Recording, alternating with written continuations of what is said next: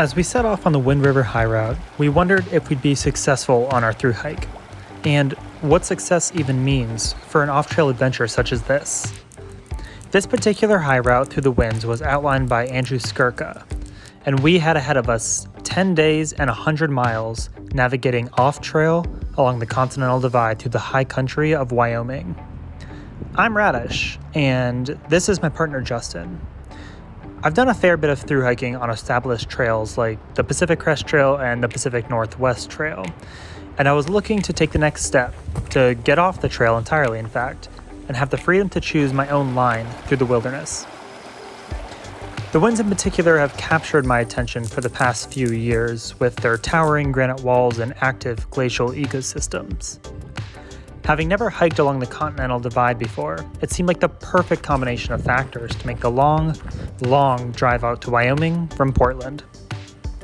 A high route is distinctly different from other trails because, well, it's not a trail. High routes take you high and deep into a mountain range, leaving trails behind and only giving you a sprinkling of landmarks to guide your journey. The rest is up to you, to connect the points as you see fit, to chart your own course through the high backcountry. Hiking through tundra, climbing talus, traversing glaciers, circumnavigating Alpine lakes. We were walking into a route that would prove to be rough, wild, exposed, and at times spicy, but more grand than I could ever imagine.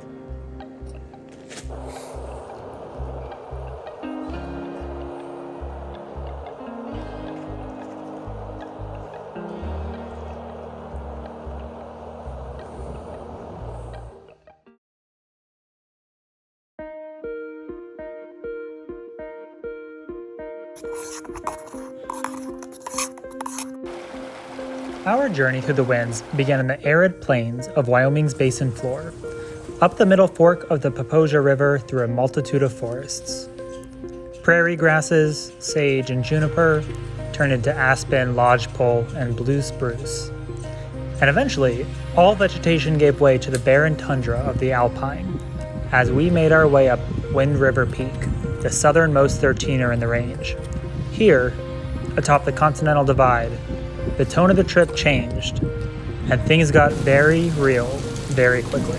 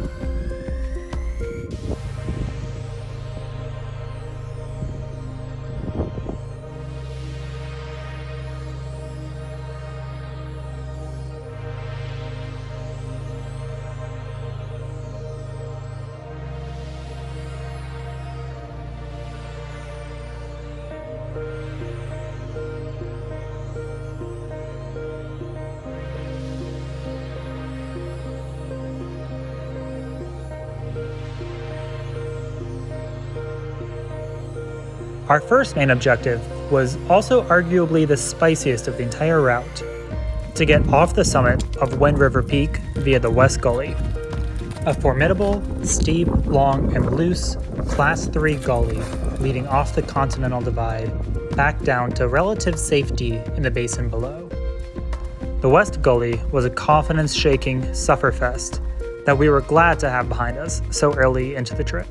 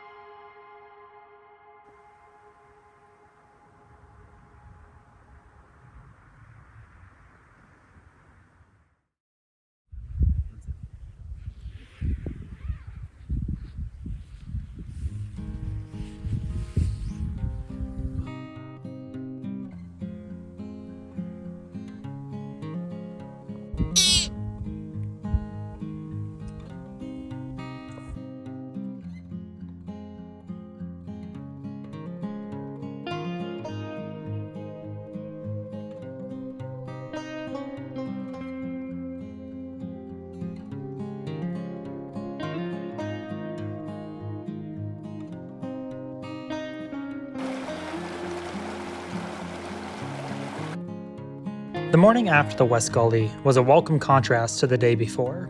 Our bodies were exhausted, and our confidence was shaken slightly, but the cross-country travel along Black Joe Creek to Big Sandy Lake was blissful and mostly straightforward.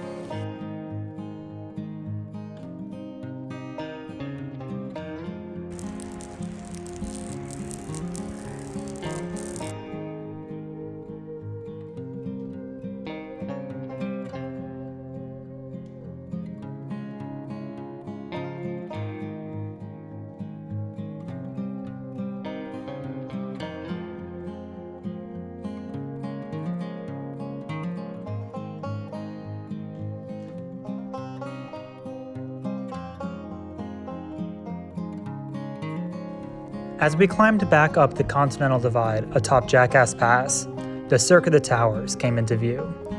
A grand basin of sheer granite towers and a rock climber's paradise.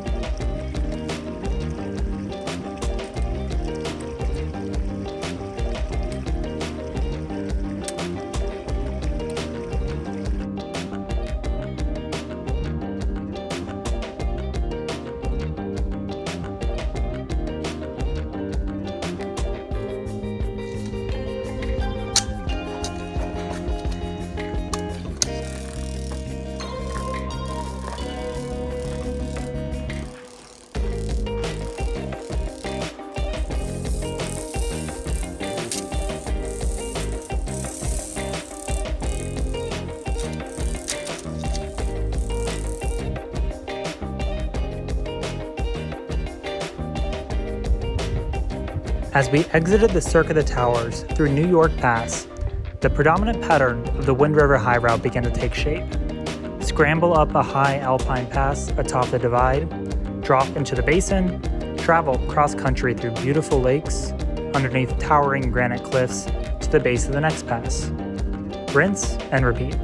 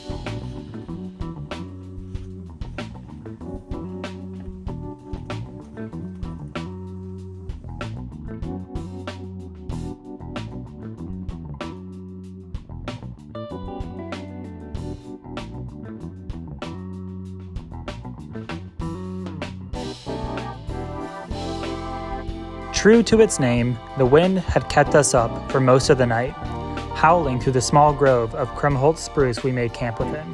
As we climbed Raid Peak Pass, first thing in the morning, we had to pull ourselves up massive talus fields against the gale. But once we dropped down into Bonneville Basin below, the wind practically pushed us up and over the following Century Peak Pass.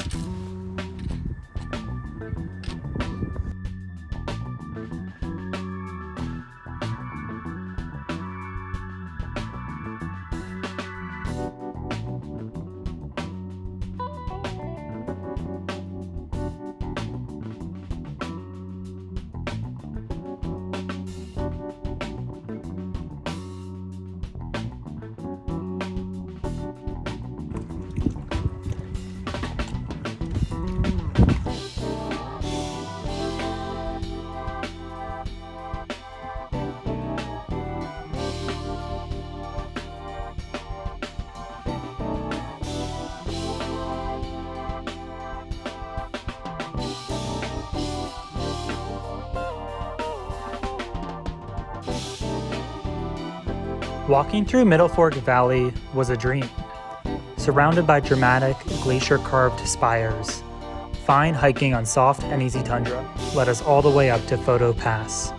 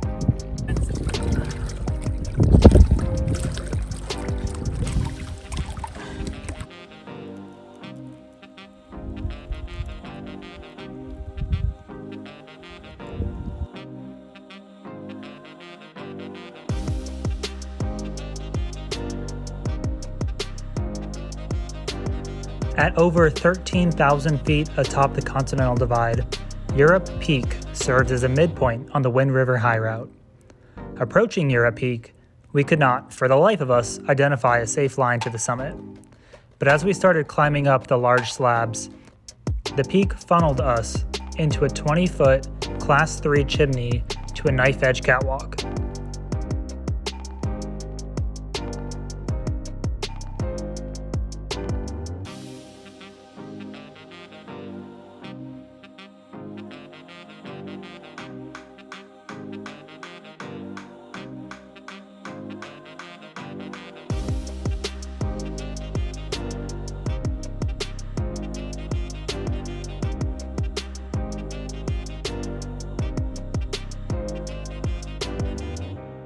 Surprisingly solid, the route led us right up to the sloping summit with views all the way back south to Wind River Peak and far to the north, where Downs Mountain looms as the northernmost 13,000-foot peak in the range.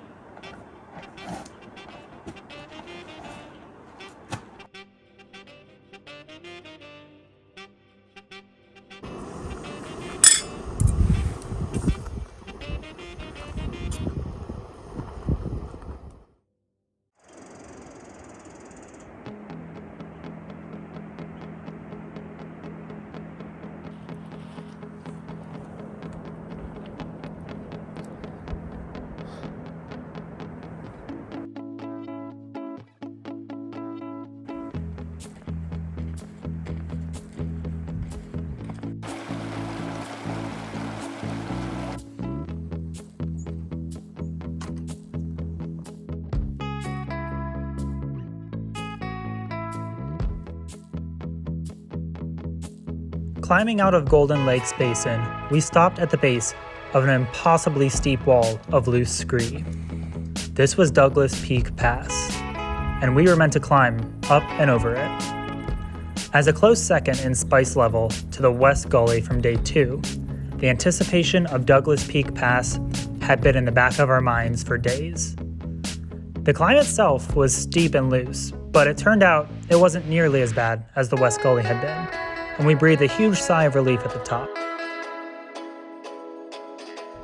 It was a beautiful moment. It was the moment I realized we could actually do this. We could, and probably would, actually complete the full Wind River High Route. The bigger challenge turned out to be laying in the basin on the other side of the pass.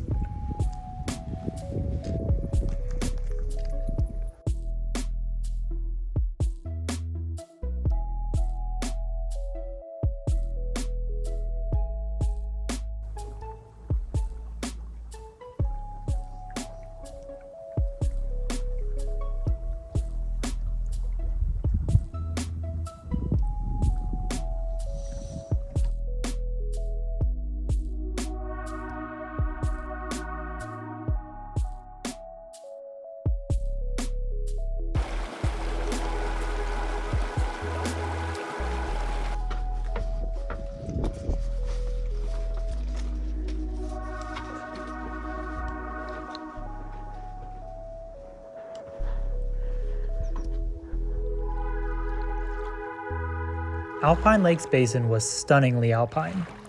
With only rock, water, and ice, the landscape was harsh and tedious.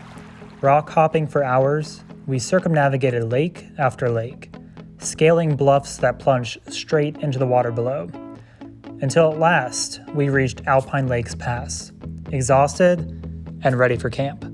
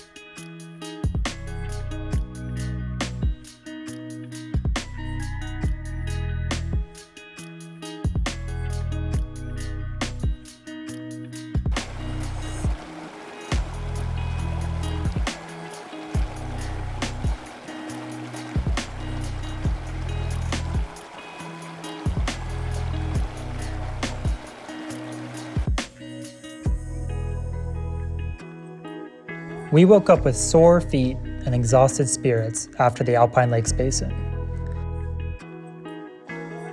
But the North Fork Valley made up for our aching bodies 100 times over.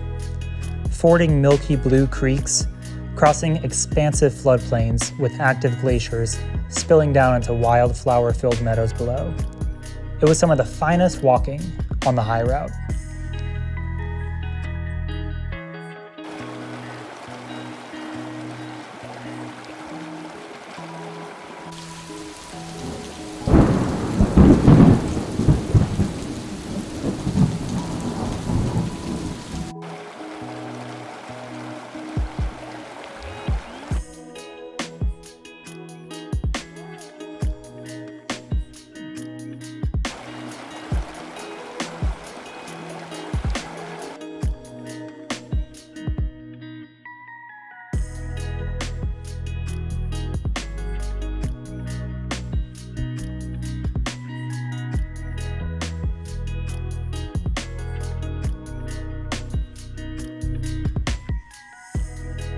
The climb up Blaurock Pass was one of the biggest climbs of the entire route, despite being a straightforward talus pile. As we climbed the pass, Wyoming's high point, Gannett Peak, came into view.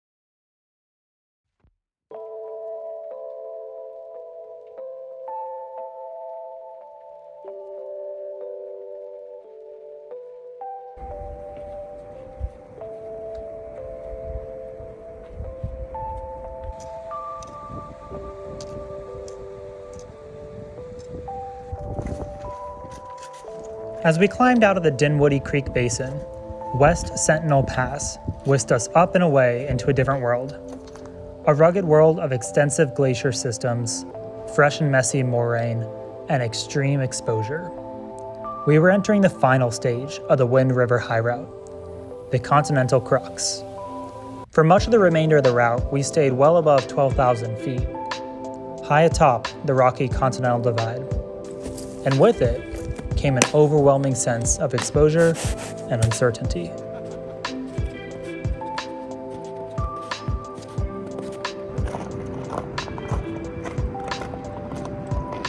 Traversing the Gannett and Grasshopper glaciers made us feel insignificant. Larger and more powerful a force than all ever fully grasped, these glaciers are a force of time. Preserving mummified pieces of history in the ice while actively carving out entire new valleys and reshaping the landscape around them. It wasn't a place I wanted to linger.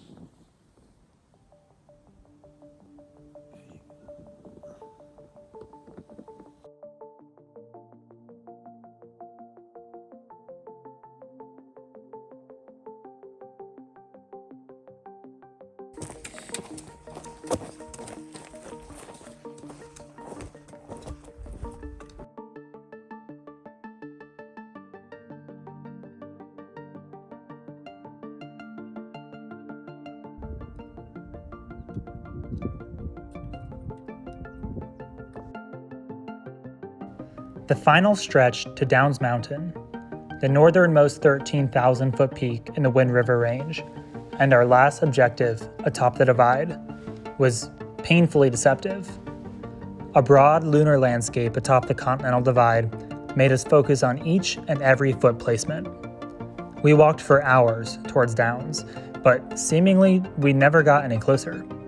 The mountain was always just over the next talus heap, until it wasn't.